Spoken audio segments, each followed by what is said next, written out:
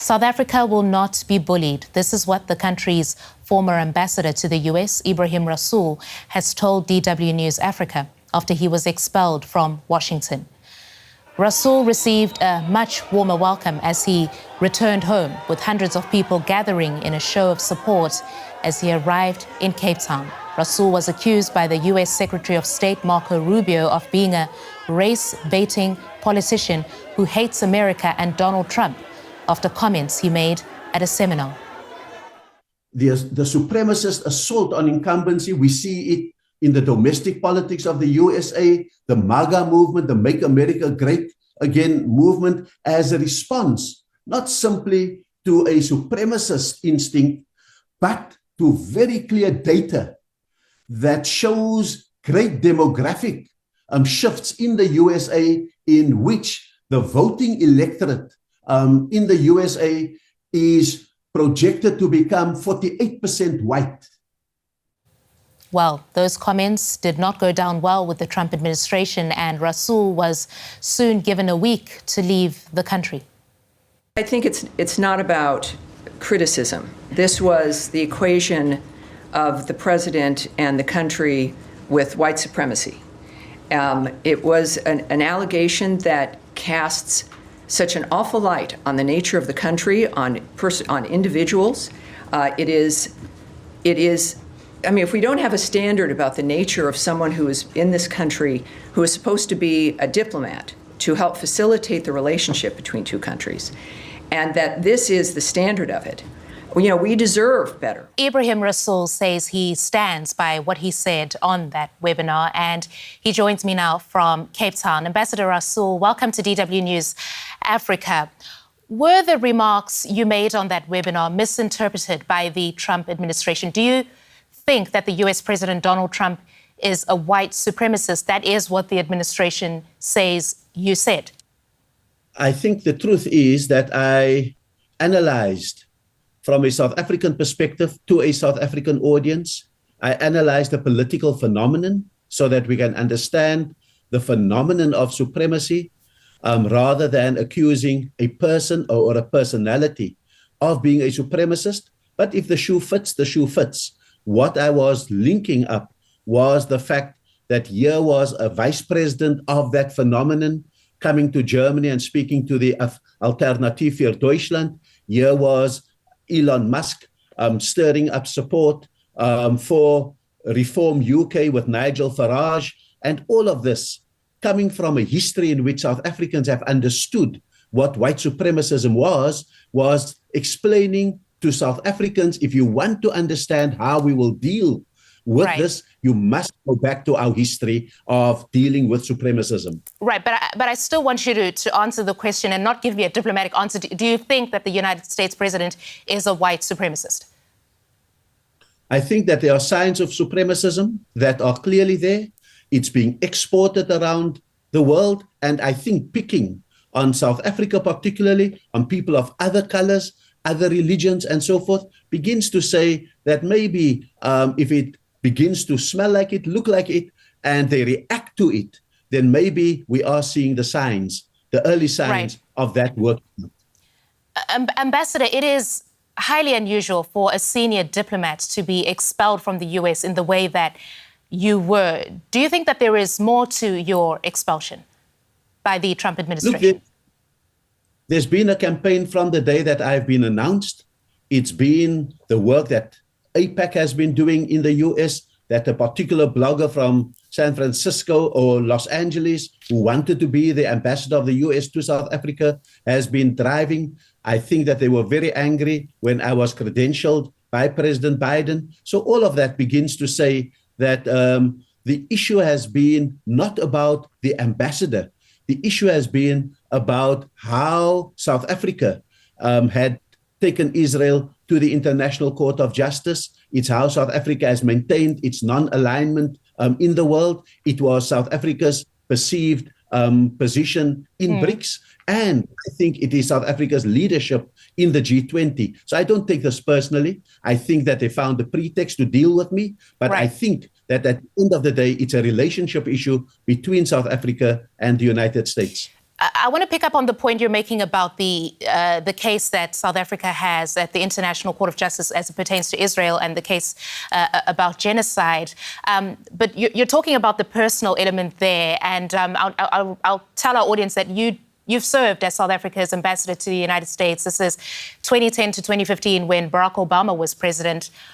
But when Cyril Ramaphosa said that this is part of the reason he was reappointing you to the role now, many in South Africa questioned the wisdom of that decision, with some predicting it would end badly. Now, given how things have played out, were the critics right?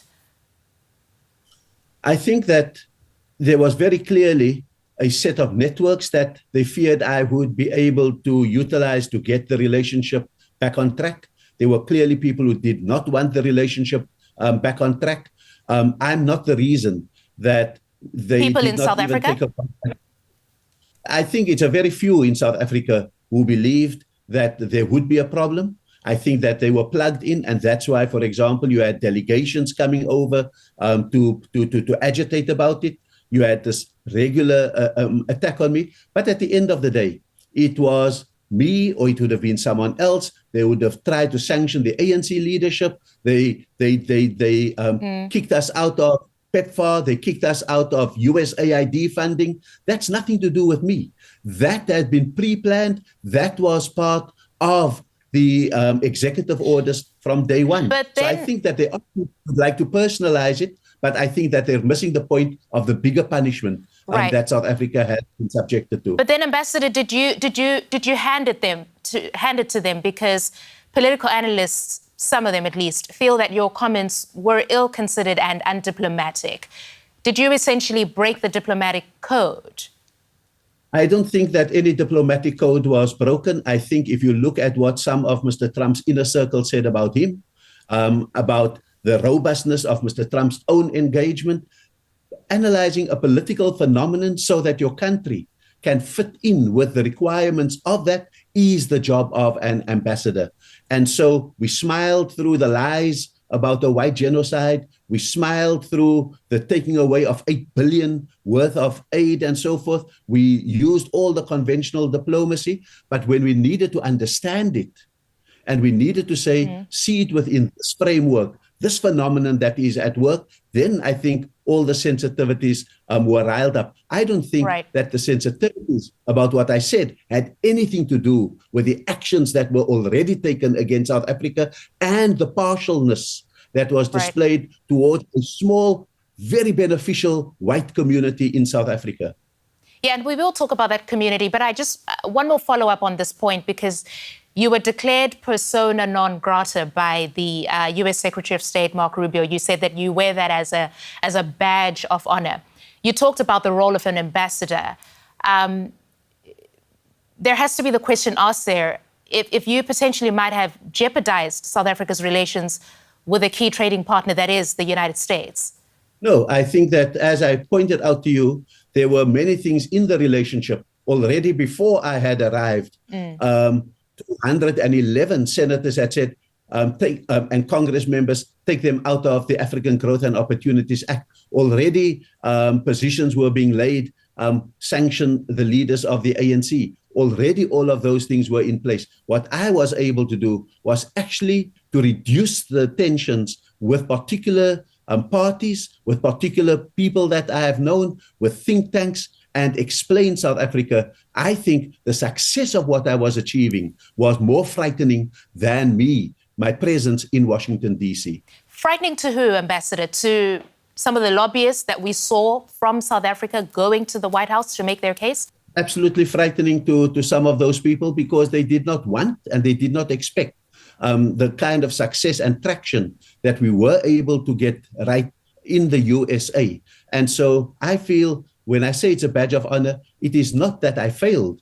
It is that I think we did shake up the assumption that South Africa would roll over and die and allow itself to be bullied. Ambassador Rasool, one of the things you mentioned was, of course, South Africa's foreign policy as it pertains to Palestine. Now, President Trump has been critical of South Africa's stance on the Israel-Hamas conflict, including South Africa's decision to accuse Israel of committing genocide in Gaza, that case at the International Court of Justice. Has South Africa been under pressure to withdraw that case from the US? It's been a daily pressure from before we even considered it. It's been heightened as each step went by its way. So, you know, as a South African, when you've lived through the Sharpeville massacre, the Soweto massacre, and everything tells you that what are the signs of a massacre and what are the road to a genocide, then South Africa acts on the very finest principles that people like Nelson Mandela taught us. And so we knew that that was going to be a sticky point, but we also knew that that was a non-negotiable in our relationship with the United States of America. And I think that if you do get declared persona non grata for standing for that, not yielding to it, not negotiating it, but saying this is a non-negotiable, let's negotiate everything else. And you stand by that, then I think South Africa is ready to understand the implications of its decision. And if we were not in the ICJ, I think the impunity against the Palestinians would be worse. So am I reading you correctly that the position in Pretoria will be to stick with that case, even if the pressure is amped up and if AGOA, this very important trading arrangement with the United States, is potentially on the line for South Africa? I think South Africans have a capacity for sacrifice on fundamental human rights.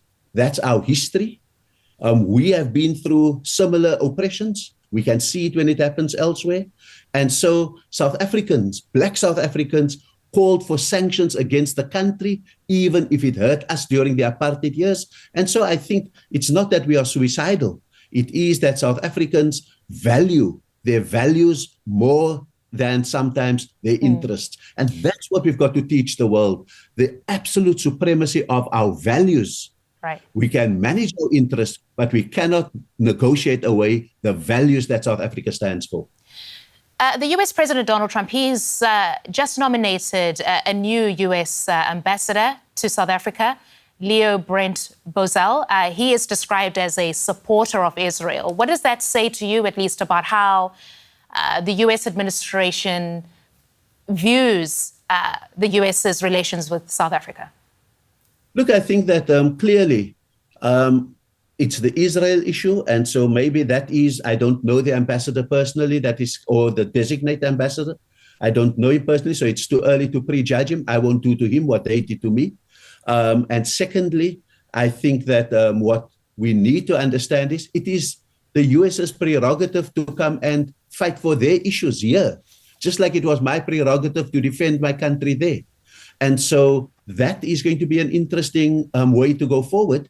But I think that we must understand that we will not allow untruths, misrepresentations, and post-fact issues to muddy the waters of our relationship. We on will that fight for point, this Ambassador, on the point of untruths, President Donald Trump and Elon Musk, the world's richest man, who was born in South Africa, accused the government in South Africa of persecuting the white Afrikaner population.